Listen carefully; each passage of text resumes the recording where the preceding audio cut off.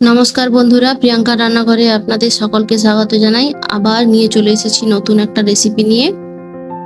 আজ আপনাদের দেখাবো মেদিনীপুরের ঐতিহ্যবাহী মাছের টক। আমি এখানে শোল মাছের টক রান্না করেছি।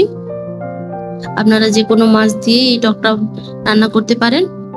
যা গরম পড়েছে, গরমে হালকা পাতলা টক শরীরের পক্ষেও যেমন ভালো, জিভেরও খুব স্বাদ বদল, প্রাণ ও মন দুটোই জুড়িয়ে যাবে। অবশ্যই বাড়িতে একবার ট্রাই করে জানাবেন। আমি এখানে শোল মাছ ব্যবহার করেছি, শোল মাছের মাথা ও শোল মাছ। আপনারা এখানে যে কোনো মাছ ব্যবহার করতে পারেন, যে কোনো মাছের মাথা ব্যবহার করতে পারেন। মেদিনীপুরের মানুষ শোল মাছের টক খেতে খুবই ভালোবাসে। চলুন প্রথমে কড়াইতে মাছগুলোকে ভালো করে ভেজে নিই। খুব ভালো করে কড়া করে ভাজবো না, এপিড ওপিড সামান্য লাল করেই তুলে নেব। এইবার ওই কড়াইতে দেব কিছুটা পাঁচফোড়ন ও কিছুটা সর্ষে। এবার তেলে সর্ষে ফাটতে শুরু করলে তাতে দেব 3-4টে চেরা কাঁচা লঙ্কা। এরপর দেব কেটে রাখা ভেন্ডি। আমি এখানে ভেন্ডির ব্যবহার করেছি। আপনারা চাইলে ভেন্ডির বদলে মিষ্টি কুমড়ো বা মিষ্টি আলু,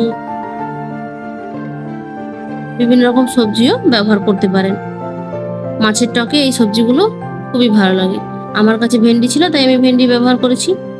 এরপর দেব সামান্য নুন, হলুদ দিয়ে ভেন্ডিগুলোকে হালকা হাতে নেড়ে চেড়ে ভালো করে ভেজে নেব, যাতে ভেন্ডির 80% সেদ্ধ হয়ে যায়। এরপর এতে দেব আমচুর। আমকে শুকনো করে যে আমচুর বানানো হয়, দেব 3-4টে আমচুর।